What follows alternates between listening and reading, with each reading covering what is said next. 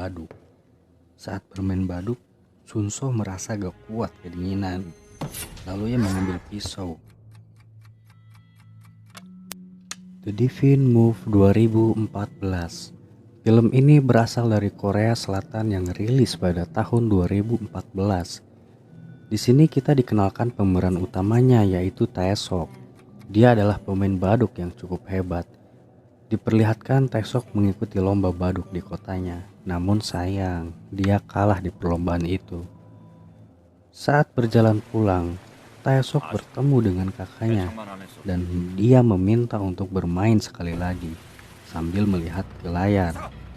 Setiba di tujuan, kakaknya menyuruh Taesok memberitahu dari layar handphone baduk mana yang harus dijalankan. Ternyata lawannya bermain curang. Kakak Taesok langsung naik dan membawa tas berisi uang. Dan ternyata orang ini adalah bos dari mereka yang bernama Salso. Saat Taesok memberitahu baduk mana pada kakaknya, baduk mana yang harus dijalankan, tiba-tiba jaringan handphone Taesok hilang. Dia pun panik, tidak ada instruksi Taesok. Ia pun menjalankan baduknya sendiri dan memainkan langkah yang salah. Setelah itu, kalah dan permainan selesai. Dengan kekalahan kakak Taesok, karena Salso tahu mereka bermain curang, Salso pun menyuruh anak buahnya untuk membunuh mereka. Taesok yang sedang ada di dalam mobil pun ditangkap dan dimasukkan ke dalam ruang tempat mereka bermain. Saat mereka memeriksa uang kemenangannya, ternyata terdapat uang palsu. Karena merasa dibohongi, Salso menghajar mereka. Lebih parahnya, kakak Taesok disuruh memakan baduk-baduknya.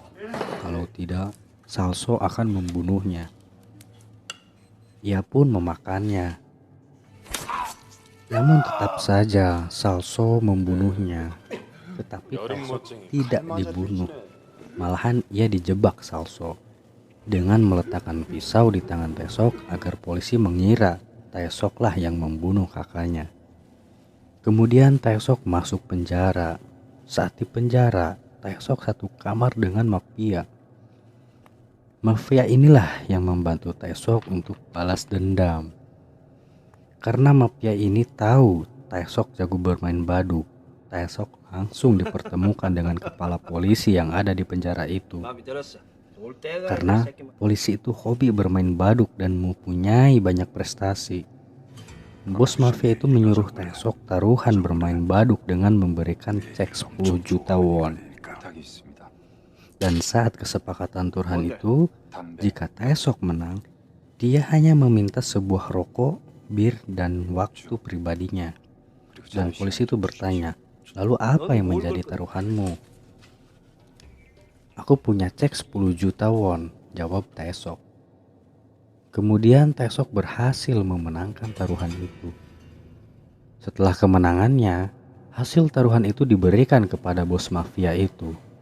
Dan bos mafia sangat berterima kasih kepada Taesok. Karena Taesok merasa cukup dekat, Taesok meminta untuk diajari berkelahi. Lalu bos mafia itu menurutinya. Hari demi hari, Taesok semakin jago dalam berkelahi.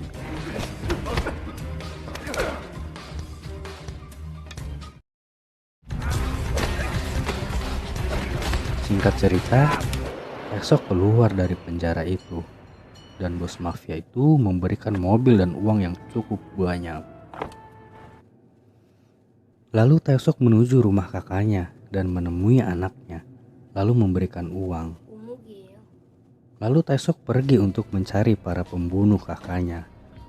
Akhirnya pun Taesok bertemu di tempat orang-orang bermain baduk. Taesok pun bertanya kepada kakek tua pemilik tempat itu, bisakah aku bermain satu putaran dengan orang yang ada di sebelah sana? Langsung saja kakek tua itu menyuruh orang itu untuk bermain dengan Taesok. Ternyata orang itu bernama Presidirjo.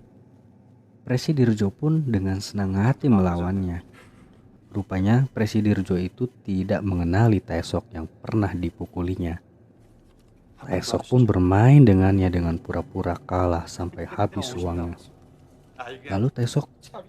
Lalu Taesok meminta taruhan sentil jidat 10 kali. Karena Presidirjo lagi senang dapat uang banyak, ia menurutinya.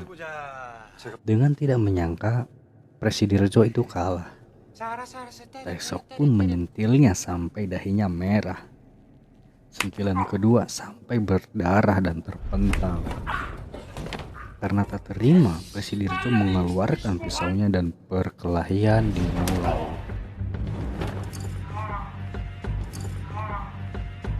Taesok mengalahkan Presidirjo lalu mengikatnya. Taesok membuka kacamatanya dan Presidirjo menyadarinya.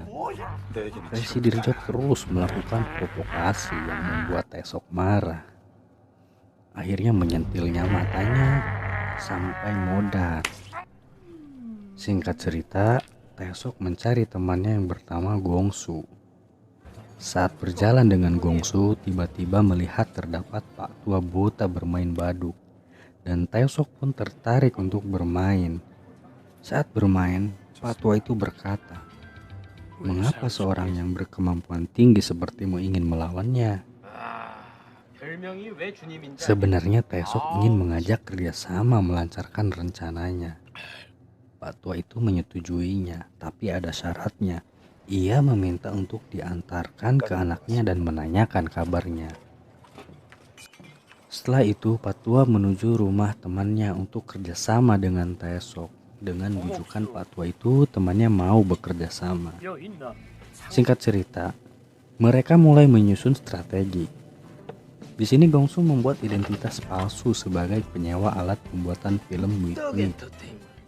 Saat bermain baduk di tempat Salso, Gongsu pun membuat buta. Karena lawannya kalah dan tidak terima menganggap menggunakan alat pendengar. Tentu saja Gongsu menggunakan alat pendengar itu, tapi sudah kerjasama dengan tukang asongan. Lalu lawannya Gongsu ini dihajar oleh Sunso. Setelah itu Sunso mengajak main Gongsu. Keesokan harinya, mereka main di tempat Gongsu di truk besarnya. Sunso pun kalah karena yang ia lawan itu ternyata Pak Tua yang memberikan instruksi kepada Gongsu. Singkat cerita, Sunso kembali mengajak Gongsu bermain. Sunso meminta bantuan kepada kakek tua untuk melawan Gongsu. Permainan kedua pun dimulai dan Sunso mengalami kelelahan. Karena merasa kesal, ia pun mencoba membunuh Gongsu. Lalu Taesok pun datang melawan Sunso dan menghajarnya habis-habisan.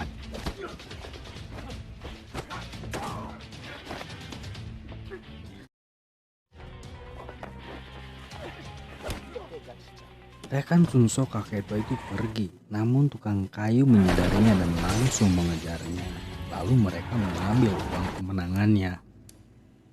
Singkat cerita, Taesok membawa Sunso di ruangan pendingin dan dikunci oleh Taesok. Awalnya Sunso kembali melawan Taesok, namun tetap saja kalah dan Taesok mengajak Sunso bermain baduk. Saat bermain baduk, Sunso merasa gak kuat kedinginan. Lalu ia mengambil pisau dan mencoba membunuh Taesok, namun tetap saja kalah. Lalu Taesok memberikan pod yang harus dipecahkan agar ia bisa keluar. Tapi Sunso tidak bisa membukanya sampai mati kedinginan. Sampai di sini Salso belum tahu siapa yang membunuh anak buahnya. Di sini Taesok menelpon Salso untuk bermain baduk dengannya. Saat Taesok menyuruh untuk membuka kabinet, ternyata di situ ada mayatnya Presidirjo. Setelah itu Taesok dan Salso main dengan menggunakan laptop. Dan Salso menyuruh kakek tua melawan Taesok. Karena sudah dikatakan Taesok taruhannya nyawa kakek tua. Kakek tua itu pun merasa takut, kemudian Taesok memenangkan permainan tersebut. Dan Taesok meminta Salso memotong lidah kakek tua itu. Setelah itu Salso menyadari keberadaan Taesok. Lalu ia langsung membuka jendela dan melihat Taesok di seberang gedungnya. Taesok pun langsung pergi. Setelah itu Pak Tua menemui putrinya bersama Gongsu, pun dihajar dan ditangkap oleh anak buah Salso. Di sini kita melihat Gongsu yang dihajar babak belur oleh Salso. Lalu Salso diajak main bersamanya. Lalu Pak Tua buta itu menawarkan diri untuk bermain dengan Salso. Karena baduk itu berbeda, Pak Tua buta itu tidak bisa merabanya.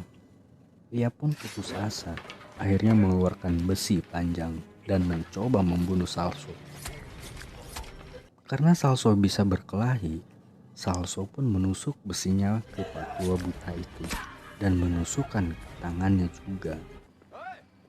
Kemudian Salso menyuruh anak buahnya untuk membunuh tukang kayu Jo. Taesok yang melihat keadaan Pak Tua itu terlihat marah dan langsung ke markasnya Salso. Di tempat lain, tukang kayu mengalahkan semua anak buah Salso. Diperlihatkan kembali Taesok dengan Salso bermain baduk dan hasilnya seri. Lalu Taesok bertanya, mau diteruskan apa konsesi? Salso berkata bahwa tidak ada kata seri dalam kamusnya. Taesok mengatakan kalau begitu gunakan cara lain untuk menentukan kemenangan. Kemudian anak buah Salso menyerang Taesok.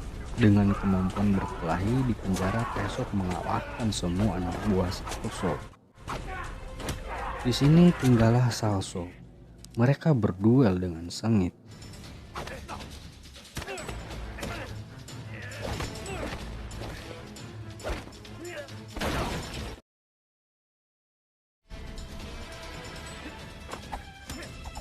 Kemudian dengan efiknya, Taesok berhasil membunuh Salso dan menusuk tangannya yang dilakukan kepada kakek tua buta tadi. Dan akhirnya balas dendam Taesok terwujudkan.